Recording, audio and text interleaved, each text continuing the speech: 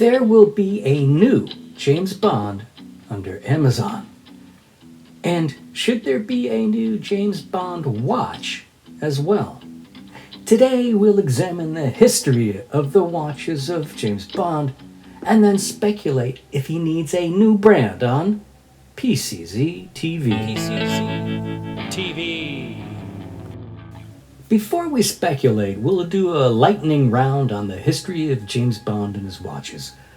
Let's start first with the author himself, Mr. Ian Fleming. Fleming wore a Rolex Explorer, specifically the reference number 1016. This model was marketed heavily in the period by Rolex, leveraging its toughness, summiting Mount Everest with Sir Edmund Hillary. However, in that ironic twist of marketing, Sir Edmund's Rolex was not an Explorer as indicated in this Rolex ad from the 50s. It was actually an officially certified chronometer Rolex Oyster Perpetual on a right dial. Well, you know us marketeers, we're roughly right and we don't let the facts get in the way of a good story. Now, on to the books. Which is interesting because Ian doesn't really delve into watch details as he does with, say, food and drink, and yes, those are scrambled eggs, Bond's favorite meal. In fact, it's only in On Her Majesty's Secret Service that a brand is named, and it's Rolex. Model-wise, the text is pretty vague as to what it is, but it's generally assumed by the enthusiast community to be the Explorer that Ian Fleming wore. Inspiration on his wrist, I suppose. Okay, now on to the movies. You can essentially divide the movies roughly into three eras: the Rolex years, the Seiko years, and the Omega years. Of course, there were some interloper brands and some overlap and whatnot, but let's quickly review the eras. The first Bond watch on screen was not a Rolex. All the horologists out there speculate that it was a Grune 510 in the famous casino scene that introduced us to Bond, James Bond. There is much speculation that this was Connery's own watch, and it would reappear, being somewhat seen in You Only Live Twice, and again, being somewhat seen in Diamonds Are Forever. But now, the moment you've all been waiting for, the most famous Bond watch of them all. Starting with Dr. No, producers adhere to Fleming's version of Agent 007 as a Rolex wearer. But it wasn't an Explorer on Connery's wrist, but rather a Rolex Submariner, reference 6538. In Dr. No, the sub was mounted on a brown leather strap. This Submariner is noted for its oversized 8mm big crown and its aluminum bezel insert with red triangle marker. This is still referred to as the Bond Rolex, or the Bond Submariner, in the modern era by watch enthusiasts. And the prices they get now are wow. That's real money. And we're back! This is also the watch in From Russia with Love and Goldfinger, with that oh so famous scene.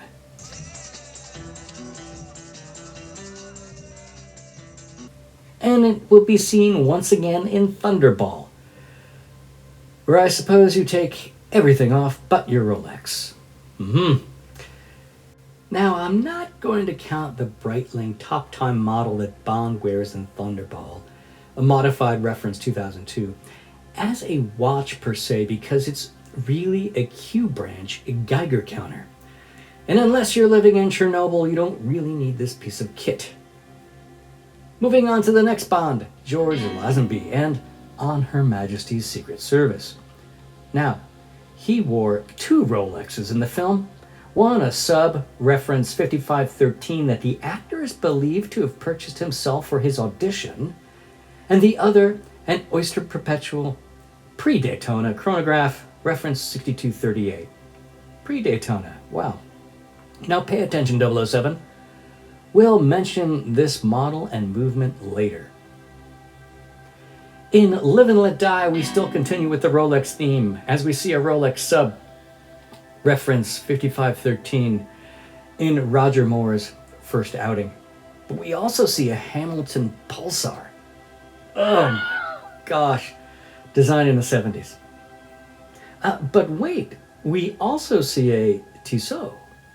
Now, much speculation in the Bond community about this. Some say that, like the Groon of Connery, this was Roger Moore's personal watch, that continuity never being a big point for Bond movies somehow snuck in. Who knows what the truth is? But continuing our movie review, we have next The Man with the Golden Gun, and again it's the Rolex Sub 5513. Now we enter the Seiko era with The Spy Who Loved Me in 1977, and Bond now sports a Seiko 0674 LC. And in Moonraker, he has a Seiko M354 memory bank calendar. And then in For Your Eyes Only, a duo of Seikos, a Seiko 7549-7009 and a Seiko H357 duo display.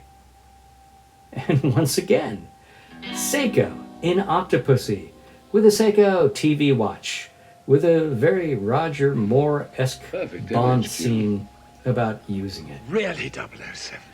And finally, in A View to a Kill, we get rewarded with not one, not two, but three Seiko models.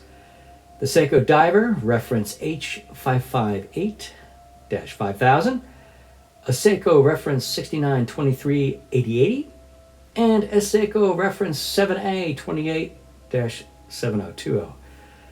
Wow, at this rate, if there was another Moore Bond movie, we might have gotten to see the entire catalog of Seiko models. But the Moore era ends, and the next Bond is the Dalton Bond. And Seiko is gone, and who's back? Why, if it isn't our old friend, Tag Heuer? Yes, in the grand tradition of James Bond, he wears a new brand in The Living Daylights. It's a now discontinued model from Tag Heuer, most likely the Night Diver reference 980.031, with a black PVD case and luminous dial, and it's a quartz model. But fear not, Rolex is back on the scene as Dalton returned in Bond in one more film only, License to Kill, and two Rolexes are seen. A Submariner, reference 16610, worn by Dalton, and a different model worn by a stunt double, but he doesn't count, he's not the hero. And we bid a fond farewell to Dalton and to Rolex, as this is the last appearance on screen of a Rolex as James Bond's watch. But again, we change Bond actors, and now we come to the Omega era. But there's some background that's really interesting, because costume designer Linda Hemming made a monumental change at this point. She wanted to freshen up the Bond image, and she felt it important to leverage Bond's naval origins from the British Navy and to get a watch other than Rolex or Seiko. Linda explains, I fought for Bond to wear the Omega because I wanted to change to a watch that I felt was appropriate for a naval commander to wear. My father had been in the RAF, but had been friendly with Navy men, and I remember as a child one visiting us often, and he always wore this Omega, which fascinated me. This unusually sporty design that looked as though it was built for purpose. Poor Rolex. I guess it's just luck of the draw as to who her father's friends were, as Rolex were issued to the Royal Marines and the Special Boat Service divers in this time frame. But fair play to Omega, because they've been supplying watches to the British military since the First World War. And by one estimate, Omega supplied just about 50% of the total number of watches that were issued to British servicemen in the Second World War. Now, it's speculated that given the timing, Linda's exposure to the Omega was probably one of the early Omega Seamaster 300s, which might have been reference 165.024, which, irony, as far as watches go, came out after the Rolex Submariner was issued to the Royal Navy. So I guess it's no surprise, however, that Linda outfitted Pierce's Bond in Goldeneye with an Omega Seamaster Professional 300 meter. Reference 2541.80. No, this is a quartz model. Then, in Tomorrow Never Dies, The World Is Not Enough, and Die Another Day, he's using the Omega Seamaster Automatic Chronometer 300M, reference 2531.80.00.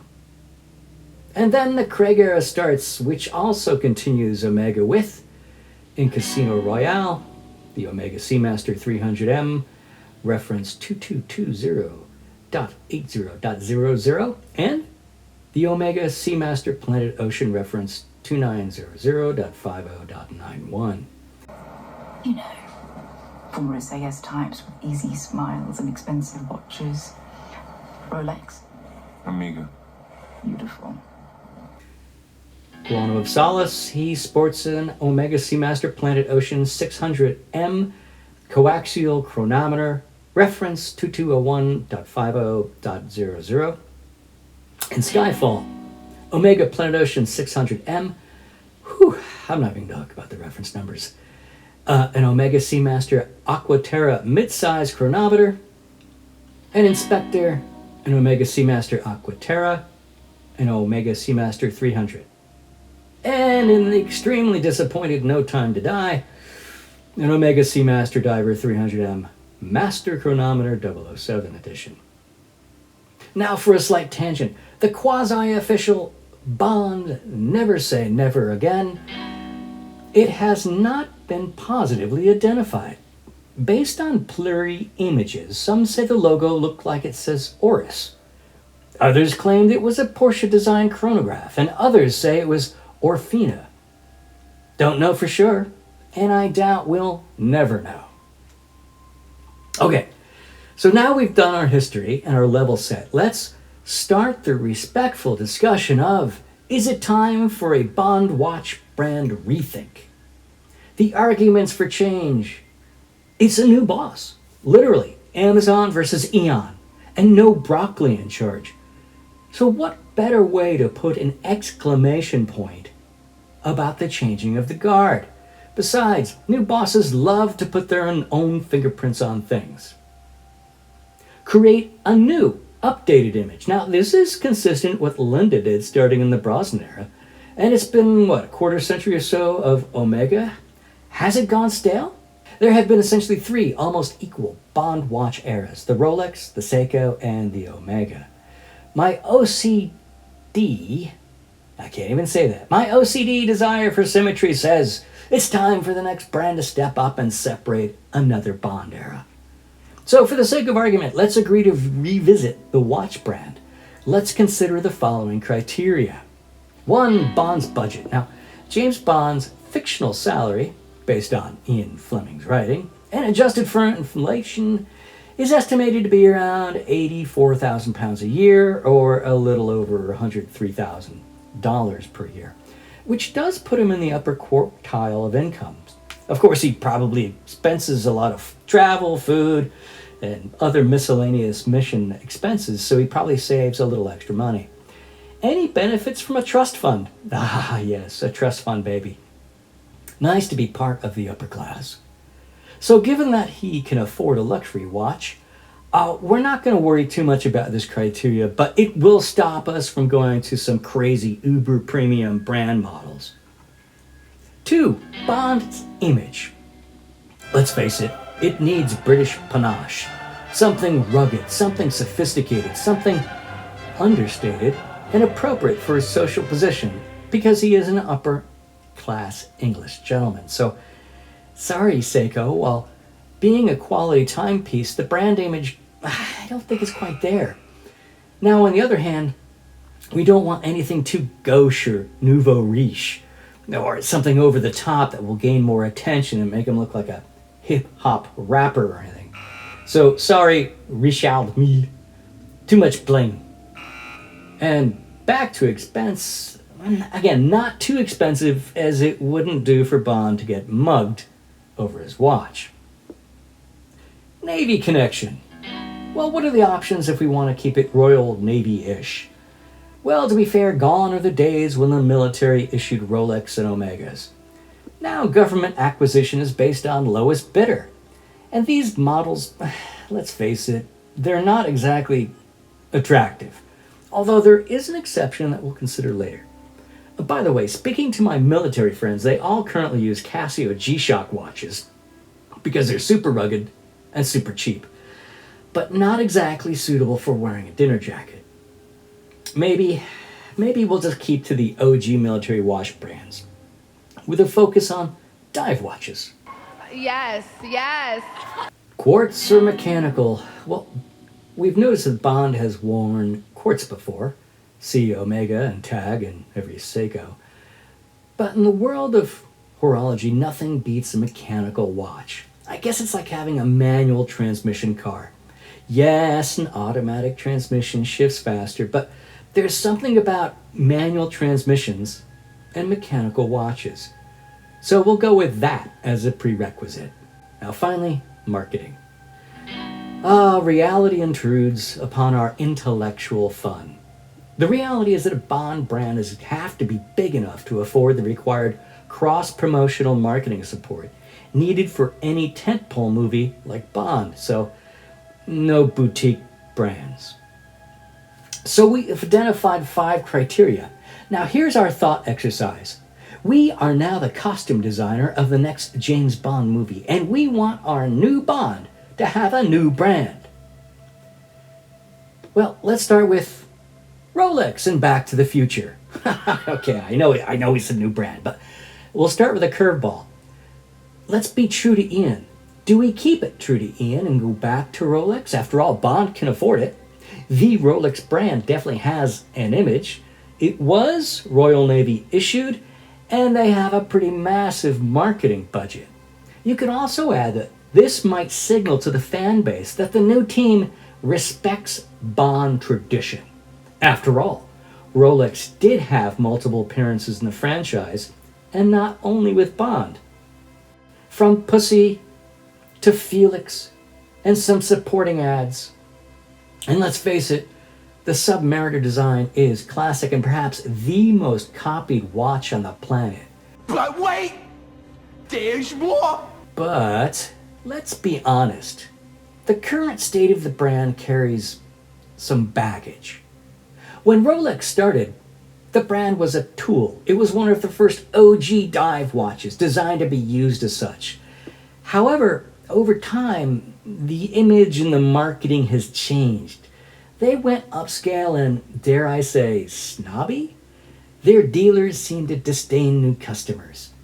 In many ways, it has been adopted by the nouveau riche as a gaudy signal of wealth. Is this now consistent with our Bond? I'm thinking no. And alas, I'm throwing Tudor in the Rolex garbage bin also. Yes, it was also a legitimate military issued tool, but these days, Tudor is just the Oldsmobile to the Rolex Cadillac, the cheaper cousin and cheaper image. So, shocker, we've ruled out Rolex. Well, if we included Rolex, what about Omega? Why not keep them? Now, we went over this earlier, but Omega is part of the Swatch Group. And we have seen Tissot on screen before. We'll address them later.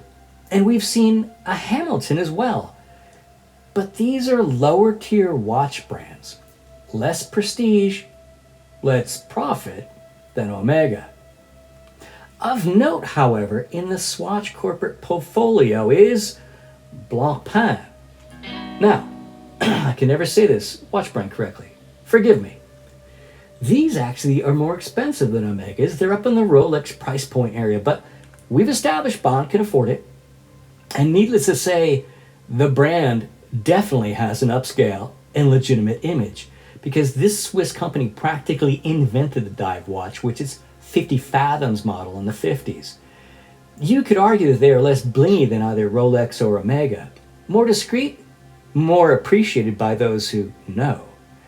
Now, the 50 fathoms watch was produced in collaboration with various navies and combat swimmers, from the French to the Germans, and was also standard issue to U.S. Navy combat divers and SEALs back in the day, and worn by none other than Jacques Cousteau, the inventor of the aqualung. It has a caliber 1315 automatic movement, and it looks great. It's the real deal. And they're part of the Swatch Group, and they have a pretty massive marketing budget. And I would guess that the Swatch Group would not be adverse to highlighting other, more profitable brands in their portfolio. All right, well, let's continue our watch journey with Breitling. Now, cost-wise, easily within the Bond budget. Another Swiss luxury watch brand with a great history, although perhaps more famous for its automotive and aviation watches. But it is a watch that has been issued to the military, the RAF, for instance, and it was the second Swiss watch brand that went to space with naval officer Scott Carpenter. But despite creating the Super Ocean dive watch in 1957, which was the first dive chronograph, it never gained any popularity with the Navy. However, as we've seen earlier, a Breitling coexisted with the Rolex during the Connery era and Thunderball. Now, movement-wise, it uses a variant of the ETA 2892A2 in their Super Ocean model. So yeah, that checks the box. It's a legit mechanical movement. And marketing-wise, Breitling is the part of the CVC Capital Partners, and they are a major advertiser.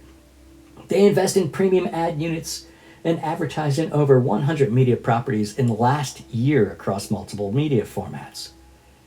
Most interestingly, the brand has a long relationship with Bentley, which was the brand that Ian Fleming had Bond drive in the novels. So this is a watch brand that definitely has potential for consideration. And moving on, we have Cabot Watch Company, CWC. They're a producer of Swiss-made timepieces for the British military, as well as consumers. Now, I alluded to this brand earlier as one we should consider due to this military connection.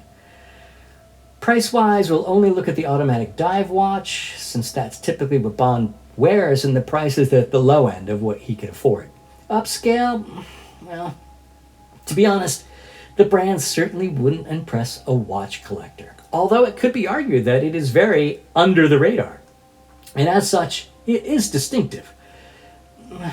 However, this being a totally legitimate brand watch, because CWC was founded by Ray Mellor, who served in the Merchant Navy during the Battle of Atlantic, and they supplied the British military with black diver quartz watches to Royal Marines, Royal Navy, special boat service units. This is pretty cool, but again, it's a real deal, but it's a small boutique brand, and they don't have the requisite marketing budget. Combine this with the fact that it's only issued to the British military, then as a spy wearing this, would this be telegraphing his status of, I'm a member of the British military, by wearing the watch? Sorry, CWC. I don't think we can consider you. Next up is a brand that has had a screen appearance, Tag Heuer. Price-wise, no problem for Bond. Image-wise, a watch commonly associated with motorsports, everything from the 60s to their current sponsorship of the very posh F1 series. But in the world of watches, the brand lags behind Omega and Breitling. Military-wise, the German Air Force and the Norwegian Air Force and the Yugoslavian Air Force adopted a model of their flyback chronograph. And it has also a space background. It was the first Swiss watch in space when, in 1962, Marine officer John Glenn wore a Heuer stopwatch when he piloted Mercury Atlas 6 on the first U.S. crewed spaceflight to orbit the Earth.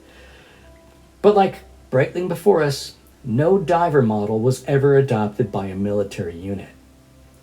Marketing-wise, they obviously have money to spend because F1 is not cheap. And they have the strength of the Louis Vuitton, I can't say that.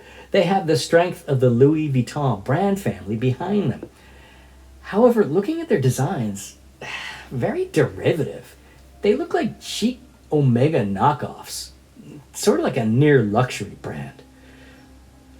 With that being said, some legit connections here and there, some association with the exciting world of Formula One, but I'm going to eliminate this brand from contention based on the image and their design. Another near luxury brand, Tissot. Now, as promised earlier, this was a brand that also appeared in James Bond. It's a Swiss brand owned by the Swatch Group, but it's a step down the prestige ladder from Omega. For that reason, I'm just going to eliminate the brand. I mean, if you were a marketer in the Swatch Group, why would you focus on a lower profit per unit brand than Omega? That's the quickest brand elimination to date. So let's look at another brand in the Louis Vuitton portfolio, Zenith. Now, price-wise, no worries, Mr. Bond. Image-wise, well, the company was started in 1865, but it's not an instantly recognizable brand. And it's not terribly well known, never having been a military watch, so it doesn't really fit into our hero watch configuration. But there is a Bond connection. Remember On Her Majesty's Secret Service? The Zenith El Primo movement was used by Rolex from 1988 to 2000 for the iconic and wildly desirable Rolex Daytona chronograph. Okay, I admit that's a pretty hidden Bond connection. But is it enough? I mean, if Louis Vuitton wanted to go in and spend big bucks behind this brand, maybe, but looking at their current design portfolio, Louis, don't waste your money on reviving this brand via James Bond. Now, finally, the last one we're going to look at is Zodiac watches. Price-wise, one of the lower end of the Bond scale of watches. Image, well, it was founded in 1882, but it's had a whole bunch of buy-sells and frankly isn't terribly well known. To be honest, every time I hear Zodiac, I think of the Zodiac Killer, so that has that going for it. Yeah. Weird. Military connection-wise, actually it's totally legit, because the Seawolf line is one of the first modern dive watches, debuted in 1953, predating both the Rolex Submariner and the Blancpain 50 Fathoms. And the Seawolf was the first purpose-built dive watch and is considered by some the most iconic of the dive watches. The Super Seawolf was introduced in the 70s and was used by the US Navy SEALs. So yeah, it's a legit, maybe sleeper brand. Movement-wise, they use an STP clone of an ETA movement, which is fine, rather bog standard. Marketing-wise, the Fossil Group acquired the IP in 2001. Now, the Fossil Group is focused mainly on products on the lower end of the sale, and not premium or super premium. That sort of bottom feeder corporate rub-off didn't help the Zodiac brand image at all. And I don't really see Fossil spending the necessary money to build this brand up. So I'm going to rule them out for that reason. There's potential, but too many things holding them back. And now for something completely different. And that's all I can think of using our previous criteria. Did I miss any worthy contenders? Now, to which one? There can only be one.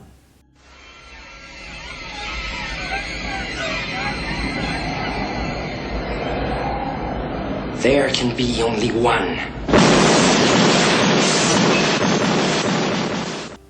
To me, it comes down to the Swatch Group versus CVC Partners, or Blancpain versus Breitling. And I'm going to go with Blancpain. Because the Swatch Group has the deep pockets and they have a proven track record for marketing, and it would be an easy team to work with the new Bond Group. And the Swatch Group have been focusing on Omega for the last 2 decades, so maybe it's time for them to shift focus. After all, how many Seamaster variants can you fly? So were I Emperor of the Swatch Group and running the marketing team, I'd let Omega bask in the Bond glory of the past and push for Blancpain to take over the mantle from this new era. After all, it's a legitimate product with Navy connections. It has capability, it's got style, not too bling, but very sophisticated.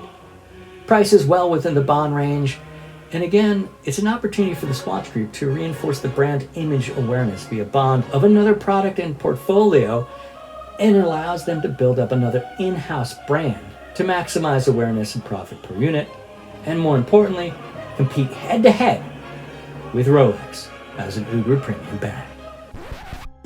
Yeah, well, that's just like your opinion, man. So there you have it. My choice. What do you think? You have chosen wisely. If you've enjoyed this movie, feel free to watch my other James Bond movies. And if you've been watching this far, thanks so much. Don't forget to comment, like, and subscribe.